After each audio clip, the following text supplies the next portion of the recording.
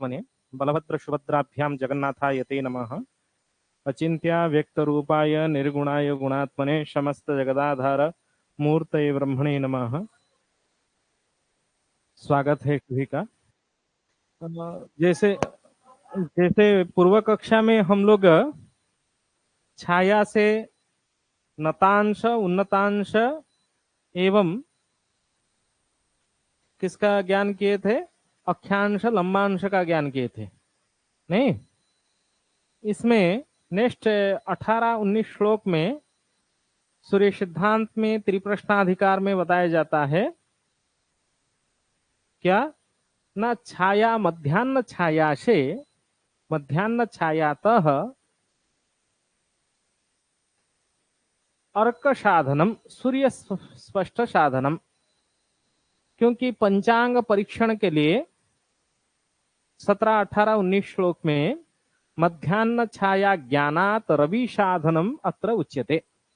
रवि मतलब सूर्य स्पष्ट का साधन विधि यहाँ कहने जा रहे हैं। सूर्यांश पुरुष मय महासुर को बता रहे हैं कैसे हम लोग ठीक याम्योत्तर लंघन काल को मध्याह्न कहते हैं। किसी भी स्थान का जो याम्योत्तर वृत्त है, क्योंकि याम्योत्तर वृत्त की जो परिभाषा है वह ध्रुवद्वयगतम उत्तर ध्रुव दक्षिण ध्रुव ध्रुवद्वयगतम स्वखमध्यगतम वृत्तम याम्योत्तर वृत्तम। दोनों ध्रुव एवं स्वखमध्य को गया हुआ वृत्त जो है वो याम्योत्तर वृत्त है। ठीक हमारे सिर के ऊपर होते हुए वो याम्योत्तर वृत्त मतलब उत्तर दक्षिण वृत्त चल जाता है। और उसी वृत्त में जब सूर्य मध्याह्न काल में उसी वृत्त को लंघन करता है, याम्योत्तर लंघन काल मध्याह्न, उसी मध्याह्न के समय में द्वादशांगुल शंकु का हम लोग जो छाया मापते हैं, उस छाया ही उस छाया को भुज मानते हुए हम लोग सूर्य स्पष्ट निकालेंगे। और उस सूर्य स्पष्ट से क्या हम लोगों को लाभ क्या होगा ना, हमारा जो बनाया गया गणितीय पद्धति से पंचांग है वह पंचांग कितना दृढ़ गणितज्ञ है, कितने वह सूर्य हम लोगों को आकाश में बाद छाया से साधन किया हुआ सूर्य एवं पंचांग में लिखा हुआ सूर्य स्पष्ट दोनों यदि बराबर हो जाए तभी हमारा पंचांग क्या है, सटीक है। हम जितने गणित किए हैं वो सटीक रूप से उस पंचांग में सूर्य स्पष्ट लिखा हुआ है। और बाकी ग्रहों का, चंद्रमा का, मंगल का, बुध का, गुरु का, अन्य ग्रहों का परीक्षण विधि भी भिन्न प्रकार है। लेकिन इस सिद्धांत में त्रिप्रश्नाधिकार में सूर्यांश पुरुष मय महासुर को केवल यह बता रहे हैं छाया से कैसे हम लोग सूर्य स्पष्ट साधन कर सके। इसीलिए मध्याह्न छाया ज्ञानात रवि साधनम सूर्य साधनम। क्या उसमें नियम क्या कहते हैं ना, स्वाक्षार्क नतभागानाम स्वाक्षार्क नतभागानाम दिक्साम्ये अंतरमन्यथा दिग्भेदे अपक्रमः शेषस्तस्य ज्या त्रिज्यया हता परमापक्रमज्याप्ता चापम दिगोरभिः कर्क्यादो प्रोज्य चक्रार्धात् तुलादो भार्ध संयुतात् मृगादो प्रोज्य भगणात् मध्याह्ने अर्काः स्फुटो भवेत्। मध्याह्ने अर्काः स्फुटो भवेत्। मध्याह्ने मध्याह्न काले अर्कः सूर्यः स्पष्ट भवेत्। स्पष्ट सूर्य का साधन करने की विधि। स्व अक्ष अर्कनत भागानम, अक्ष कहने से अक्षांश से संबंधित है। क्योंकि पूर्व कक्षा में हम लोग जब अक्षांश का ज्ञान कर रहे थे उसमें क्रांत्यंश नतांशयोः संस्कारेण अक्षांशः प्राप्यते यदि ज्ञानम अस्माभिः ज्ञातम। हम लोग अक्षांश जानने के लिए, अक्षांश ज्ञान करने के लिए सूर्य का मध्याह्न कालिक नतांश एवं सूर्य का मध्याह्न कालिक क्रांति अंश, उन दोनों का परस्पर संस्कार से प्लस माइनस करने से नतांश प्लस माइनस क्रांति अंश इज इक्वल टू अक्षांश। ये विधि पूर्व श्लोक में हम लोग पढ़े हैं। क्या था ना, अक्षांश जानने के लिए हम लोग पूर्व श्लोक में पढ़े हैं क्या ना, मध्याह्न कालिक सूर्य का नतांश प्लस माइनस क्रांति अंश बराबर अक्षांश। ये विषय पूर्व श्लोक में हम लोग पढ़े हैं। यहां क्या कह रहा है, आपके पास सोच लीजिए अक्षांश है। आजकल तो कोई भी गूगल में आप सर्च करेंगे तो किसी भी स्थान का अक्षांश आप लोग प्राप्त कर सकते हैं। अथवा आपको यदि पलभा का ज्ञान है, पलभा से त्रैरासिक अनुपात के द्वारा आप क्या निकाल सकते हैं, उस स्थान का अक्षांश निकाल सकते हैं। अक्षांश निकालने के लिए कई सारे विधि है। तो जैसे भी हो, आपको अक्षांश का उस स्थान का, पुरी का अथवा कलकत्ता का अथवा मुंबई का अथवा लखनऊ का अथवा भोपाल का अथवा दिल्ली का, किसी भी स्थान जहां आप विद्यमान हैं उस स्थान का क्या आपको अक्षांश का ज्ञान है। जैसे पुरी का अक्षांश 19 डिग्री 48 कला, हर गूगल में आप सर्च करेंगे तो आपको पता चल जाएगा। और मध्याह्न काल के नतांश ज्ञान कर लिए आप। प्रत्येक स्थान का सूर्य का नतांश की परिभाषा हम लोग पढ़े हैं। नतांश किसको कहा जाता है ना, खमध्यात ग्रहावधि दृग्वृत्ते नतांशाः। खमध्य से ग्रह तक जितना झुकी हुई है, जैसे हमारे ठीक सिर के ऊपर हमारा खमध्य है, ये सोच लीजिए खमध्य एवं ग्रह को होते हुए जो वृत्त गया हुआ है उसको दृग्वृत्त कहा जाता है। खमध्य ग्रहगतम वृत्तम दृग्वृत्तम। तो खमध्य से ग्रह तक जितना झुकी हुई है वो चाप का मान है, वह क्या हो गया आपका नतांश हो गया। मध्याह्न काल में नतांश का ज्ञान याम्योत्तर वृत्त में ही प्राप्त होता है। पूर्व कक्षा में भी हम लोग यह भी पढ़े हैं। हमेशा यदि मध्याह्न काल में सूर्य का नतांश हम लोग ज्ञान करेंगे तभी वो निश्चित रूप में जो दृग्वृत्त होगा वही याम्योत्तर वृत्त हो जाएगा। तो खमध्य से याम्योत्तर वृत्त में ग्रह जहां है, सूर्य जहां है, वहीं तक चापीय मान जो है वो नतांश हो जाएगी। तो आपका अक्षांश और नतांश इन दोनों का संस्कार करने से क्रांतिअंश पता चल जाएगा। क्योंकि नतांश प्लस माइनस क्रांतिअंश इज इक्वल टू अक्षांश, उसी तरह अक्षांश प्लस माइनस नतांश इज इक्वल टू क्रांतिअंश, क्रांतिअंश प्लस माइनस अक्षांश इज इक्वल टू नतांश। ये तो ज्ञान होगी ना, यही विधि है।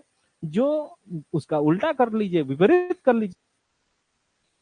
इसीलिए यहां श्लोक में भी वही बात कह रहे हैं, स्व अक्ष मतलब स्व अक्षांश, अर्क नत भाग, अर्क नत भाग मतलब अर्क का सूर्य का नतांश, स्व अक्ष अर्क नत भागानाम दिक्साम्ये अंतरम। यदि दोनों दिक्साम्य है, सोच लीजिए आपका सूर्य का नतांश यदि उत्तर है, नतांश उत्तर दिशा में प्राप्त है, एवं आप तो भारत में विद्यमान है और भारत की सभी प्रदेशों का अक्षांश जो है वो उत्तराक्षांश है। क्योंकि हम लोग विषुवत रेखा से उत्तर दिशा में सब लोग निवास कर रहे हैं और भारतीय का अक्षांश जो है वो उत्तरीय अक्षांश होता है। तो उत्तरीय अक्षांश एवं सूर्य का नतांश दोनों यदि दिक्साम्य हो जाए, दोनों यदि उत्तर दिशा के प्राप्त हुआ तभी दिक्साम्य हो गया। दिक्साम्य होने से अंतर कर देना है, नतांश प्लस माइनस अक्षांश इजिकल टू क्या प्राप्त होगा ना, अपक्रम। अपक्रम नाम कह अपक्रम,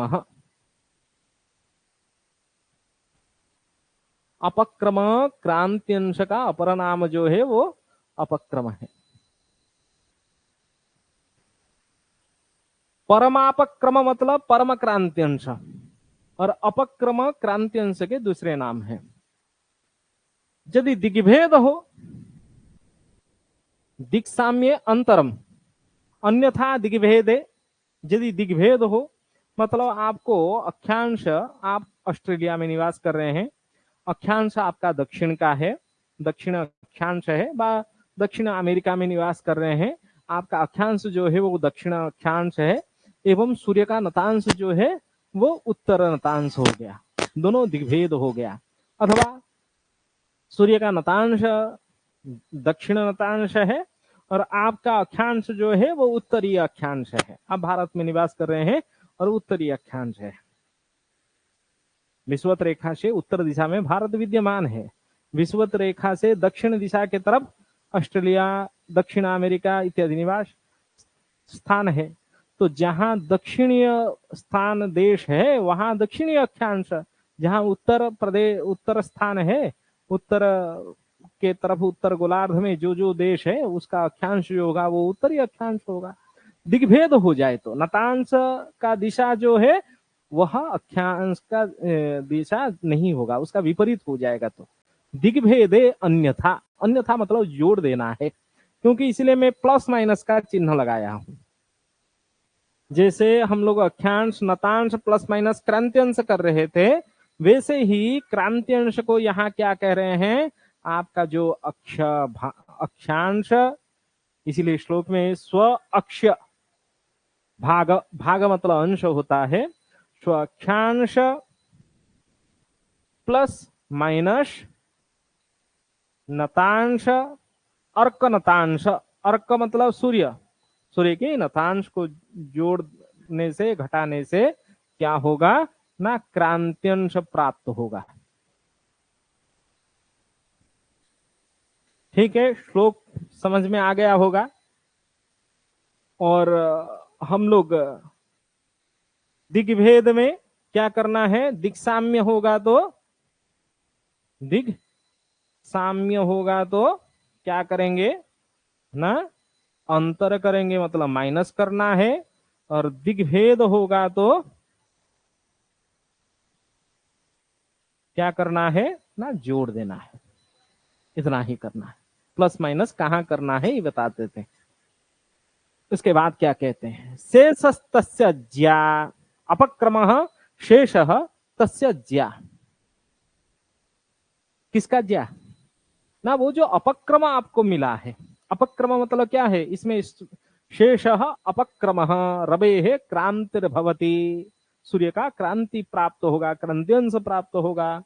तस्य रवेः अपक्रमस्य या ज्या, क्रांति ज्या, उसका ज्या साधन करना है।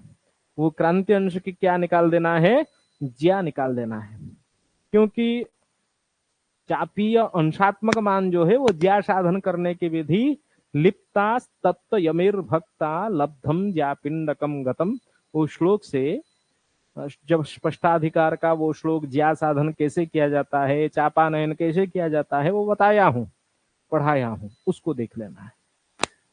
क्रांति अंश से क्या निकाल देना है, आप ज्या निकाल देंगे तो वो हम लोगों को क्या प्राप्त होगा ना, क्रांति ज्या। समझ गए बात को? इसमें किसी को कोई डाउट नहीं है क्या, ना कोई संदेह है? नहीं, चलिए।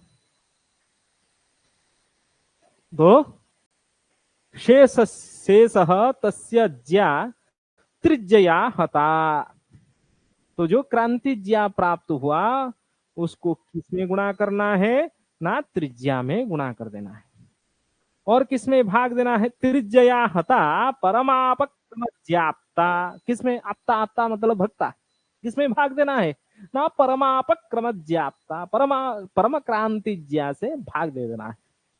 समझ गए बात को? तो क्या सूत्र हो गया, क्रांति ज्या गुणा त्रिज्या बटे परम क्रांति ज्या। परम क्रांति ज्या का मान कितना है सूर्य सिद्धांत में, कौन बता सकते हैं? हाँ, 1367। परमापक्रम ज्ञातो सप्तरंध्र गुणेन्दव, वो श्लोक में एक है, याद कर लेना है। स्पष्टाधिकार में बताते हैं, हमेशा ध्यान पूर्वक याद रखना है। त्रिज्या का मान, परमक्रांति ज्या का मान, ये याद रखना है। परमापक्रम ज्यातु अपक्रम सप्त रंध्र गुण, सॉरी सॉरी सॉरी गलत हो गया, सप्त रंध्र गुण इंदव, कितना हुआ? हाँ 1397। परमापक्रम ज्यातु सप्तरंध्र गुणिंदव। त्रिज्या का मान कितना है? 3438। 3438 और 1397 सप्तरंध्र गुणिंदव 1397। केवल क्रांति ज्या का मान पता चल जाए तभी आप ये अनुपात कर सकते हैं। इस अनुपात से क्या मिलेगा?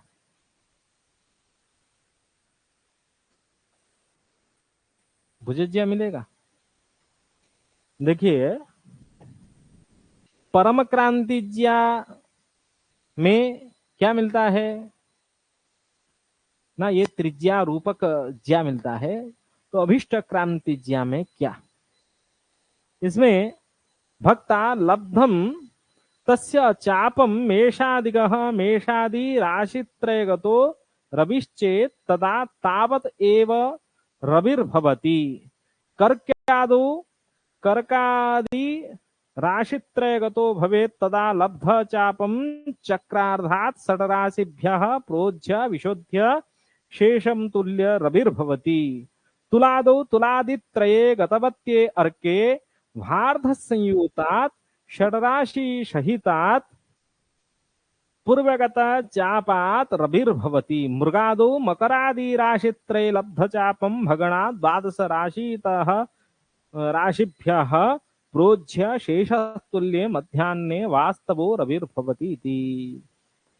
ये हम लोगों को रवि प्राप्त हो जाएगा। सूर्य प्राप्त होने की बात कह रहा है यहाँ। केवल किस, हम लोग एक आगे पढ़े थे, एक वृत्त में कितने वृत्तपाद होते हैं? 4 वृत्तपाद की चर्चा किए थे। और प्रत्येक वृत्तपाद के अनुसार भुजांश निकालने की विधि में पढ़ाया था, याद है आप लोगों को? यदि प्रथम वृत्तपाद में कभी कोई ग्रह होता है तभी जो भुक्तांश है वही भुजांश है। भुक्तांश इक्वल टू भुजांश, ग्रह का भुजांश निकाल देते हैं। जो प्रथम वृत्तपाद में जब सूर्य व, अभी तो हम लोग सूर्य का चिंतन कर रहे हैं, सूर्य जब प्रथम वृत्तपाद में होगा तभी जो उसका भुक्तांश है वही भुजांश है, इसमें कुछ करने की जरूरत नहीं पड़ता है। लेकिन द्वितीय वृत्तपाद में होने से, ये समवृत्तपाद है, द्वितीय वृत्तपाद मतलब 3 राशि से अधिक हो और 6 राशि से कम हो। समझ रहे हैं बात को? सूर्य का जो भुक्तांश है वह भुक्तांश किससे अधिक हो ना, 3 राशि से अधिक हो, 6 राशि से यदि कम हो। तभी हम लोग क्या कर रहे थे, इसे भुक्तांश को घटाते हैं तो क्या प्राप्त होता है ना, भुजांश प्राप्त होता है। ठीक है। और तृतीय वृत्तपाद में जब कोई ग्रह, यहाँ सूर्य है, सूर्य जब विद्यमान होता है मतलब 6 राशि से अधिक हो, 9 राशि से कम हो, तभी तृतीय वृत्तपाद में होता है। तब क्या करना है ना, ग्रह का जो भुक्तांश है उससे 6 राशि घटा देंगे। ठीक है। और चतुर्थ वृत्तपाद में क्या करना है ना, 12 माइनस भुक्तांश इजिकल टू भुजांश। अभी देखिए इसका उल्टा जस्ट ये कर रहे हैं। क्या कर रहे हैं? पहले क्या कह रहे हैं ना परम क्रांति ज्या से भाग दे देना है। भाग देने से यल लब्धम तस्य चापम, लब्ध जो मिलेगा वो ज्यात्मक मान मिलेगा, उसका चापानयन कर लेना है। चाप करने से वो अंश कला विकला में प्राप्त हो जाएगा, और वह अंश कला विकला में प्राप्त होने के बाद मेषादिगः, मेषादि राशि त्रयगतो, मेष वृष मिथुन इन तीन राशि के अंदर होगा। तो प्रथम वृतपाद की चिंतन कर रहा है। मेषादि राशि त्रयगतो रबे रविश्चेत तदा तावत एव रविर्भवति, उतना ही, वहां कुछ करने की जरूरत नहीं है, जितना भुजांश है वही भुक्तांश हो गया, तो वहां आपको कुछ करने की जरूरत नहीं है। मेषादि राशि त्रयगतो मतलब मेष वृष मिथुन के अंदर यदि आपका सूर्य विद्यमान है, जितना राशि अंश कला विकला मिला हुआ है वही सूर्य का मान ही है, उसमें कुछ करने की जरूरत नहीं है। लेकिन आपको याद रखना है, यहां जो आपका सूर्य प्राप्त होगा वह सायन सूर्य प्राप्त होगा, निरण सूर्य नहीं। आपको सायन सूर्य से ये सारा व्यवस्था देखना है, ठीक है। उसके बाद क्या कहते हैं, कर्क्यादो कर्कादि राशि त्रय गतो, यदि कर्क सिंह कन्या के अंदर सूर्य का स्पष्ट हो, मतलब तीन राशि से अधिक हो, राशि अंश कला विकला तीन राशि से अधिक हो, तभी क्या करना है, भवेत तदा लब्ध चापम चक्रार्ध, चक्रार्ध मतलब 6 राशि, चक्र मतलब 12 राशि, 12 राशि का आधा, चक्रार्ध मतलब 6 राशि, 6 राशि से घटा देना है। प्रोज्य विशोध्य शेष तुल्यो रविर भवेत, 6 राशि से हम लोग घटा रहे हैं। समझ गए बात को। तुलादि त्रय गतवती अर्के भार्ध संयुतात, यहां क्या कर रहे हैं, भार्ध मतलब 6 राशि जोड़ दे रहे हैं सहितात। और मकरादि 3 राशि मतलब चतुर्थ व्रतपाद में होगा तो द्वादश राशिभ्य प्रोज्य, 12 राशि से घटा के हम लोग निकाल रहे हैं। हम लोगों को कहां पहुंचना है, ना ही यही भुक्तांश में पहुंचना है। और जो मान प्राप्त होगा वो क्या प्राप्त होगा ना, भुजांश के मान में प्राप्त होगा। किसका भुजांश प्राप्त होगा ना, सूर्य का भुजांश।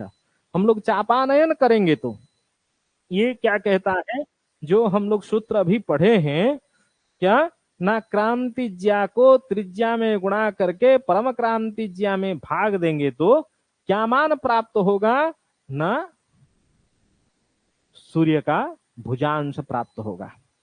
थोड़ा सा आप लोग स्पष्टाधिकार में चलते हैं, थोड़ा सा स्पष्टाधिकार में जब हम लोग क्रांति साधन कर रहे थे उसी श्लोक में चलते हैं। ये क्या मध्यमाधिकार आ गया क्या, लंबज्या स्त्री स्पष्ट होकर थोड़ा सा आ गया।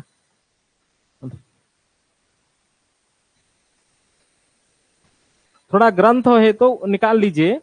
क्रांतिज्या से जो अभिष्ट क्रांति निकालने की विधि जहां आप पढ़े हैं स्पष्टाधिकार में, उस सूत्र को देखिए, इससे आपको पूरा समझ में आने लगेगा।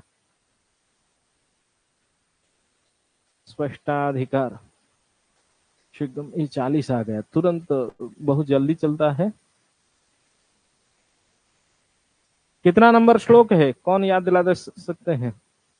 लिप्तास तत्व ये मेरे भक्ता,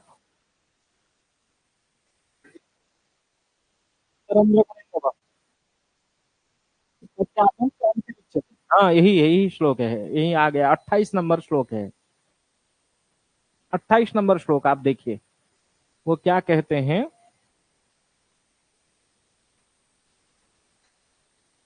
परमापक्रमज्ञातु सप्तरंध्र गुणेन्दवः तद्गुणाज्या त्रिजीवाप्ता तच्चापम क्रांतिरुच्यते।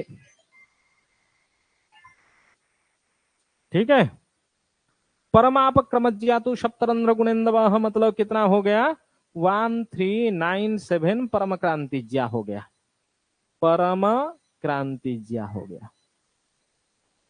परम क्रांतिज्या को तद्गुणा, तद्गुणा मतलब इसका पूर्व श्लोक जो है वो ज्या साधन है। पूर्व श्लोक में ज्या साधन करने के लिए करने से इसके तद्गुणा, तद्गुणा मतलब उसमें गुणा कर लीजिए। किसमें गुणा करना है ना, क्रांति ज्या से गुणा कर लीजिए।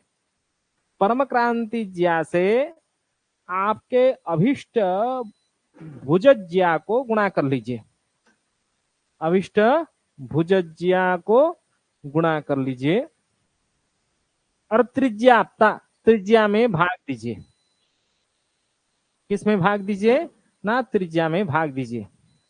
यदि त्रिज्या में परमक्रांतिज्या अभिष्ट इष्ट भुजज्या में ई भुजज्या मतलब इष्ट भुजज्या में क्या प्राप्त होगा ना, इष्ट क्रांतिज्या प्राप्त होगा, इष्ट क्रांतिज्या प्राप्त होगा।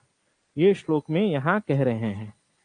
ठीक है, क्या कह रहे हैं ना, त्रिज्या में यदि परम क्रांतिज्या अभिष्ट भुजज्या में क्या ना, अभिष्ट भुजज्या में अभिष्ट क्रांतिज्या प्राप्त होगा। उसी का जस्ट इसका उल्टा यहां कर रहे हैं त्रिप्रश्नाधिकार में। क्या कह रहे हैं ना, क्रांतिज्या को त्रिज्या में गुणा कीजिए, परम क्रांतिज्या में भाग दे दीजिए, तो आपको क्या प्राप्त होगा। समझ रहे हैं बात को। भुजज्या प्राप्त होगा। किसका भुजज्या प्राप्त होगा, रवि का, क्योंकि हम लोग क्रांतिज्या किसका ले रहे हैं ना, रवि का ले रहे हैं। यदि क्रांतिज्या जिस ग्रह का लेंगे उसी का ही हम लोगों को यहां प्राप्त होगा। समझ गए बात को। इसीलिए ये त्रिप्रश्नाधिकार का जो सूत्र है, तच्चापम क्रांति रुच्यते करके यहाँ श्लोक में बताते हैं ना, उसका चापानयन करेंगे तो यहाँ क्रांतियंश प्राप्त होगा। इसलिए वहां भी कहते हैं आपको जो भुजज्या प्राप्त हो गया, उस भुजज्या का आप चापानयन कीजिए, आपको भुजांश प्राप्त हो जाएगी। और भुजांश को भुक्तांश में परिणत करने के लिए, अभिष्ट ग्रह की भुक्तांश में परिणत करने के लिए वही वृतपाद के अनुसार आपको करना है। और इसमें किसी को कोई संदेह है तो पूछिए, प्रश्न पूछ सकते हैं। ठीक है, कोई प्रश्न हो, जिज्ञासा हो, कल पूछ लीजिए। ये त्रिप्रश्नाधिकार का श्लोक है, देख लेते हैं और एक बार। कोई हो गया सभी का।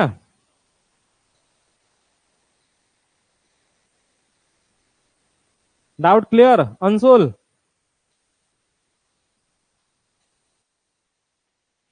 अभी कोई डाउट? हाँ, पढ़ लीजिए, इसको अच्छे से ध्यान पूर्वक देख लेना है, कोई जल्दीबाजी नहीं है। क्या करना है ना, दो ही सूत्र है, अक्षांश प्लस माइनस नतांश इजिकल टू क्रांत्यंश। और उसके बाद क्या कहते हैं ना, उस क्रांत्यंश से ज्या साधन कीजिए और उस ज्या को क्रांतिज्या कहा जाएगा। उस क्रांतिज्या को त्रिज्या में गुणा करके किसमें भाग देना है, परम क्रांतिज्या में भाग दे देना है। भाग देने से आपको क्या मिलेगा, क्या मिलेगा, भुजज्या मिलेगा। उस भुजज्या का आपको क्या करना है ना, चापानयन करना है। तत् यल्लब्धम तस्य चापम, इसमें श्लोक में भी कहते हैं परमापक्रमज्याप्ता चापम मेषा दिगोरभिः कर्क्यादो प्रोज्झ चक्रार्धात् तुलादो भार्ध संयुतात् मृगादो प्रोज्झ भगणात् मध्यान्हे अर्कः स्फुटो भवेत्। ये चार स्टेप में चार पाद के अनुसार बता दिए। इसका उदाहरण करेंगे तो बड़ा अच्छा होगा। उदाहरण करके आप लोग भेजिए, ग्रुप में भेज सकते हैं, नहीं तो पर्सनल भी भेज सकते हैं। ठीक है, धन्यवाद है सबको। आज के लिए इतना ही, एक ही श्लोक। प्रणाम प्रणाम। नमस्कार।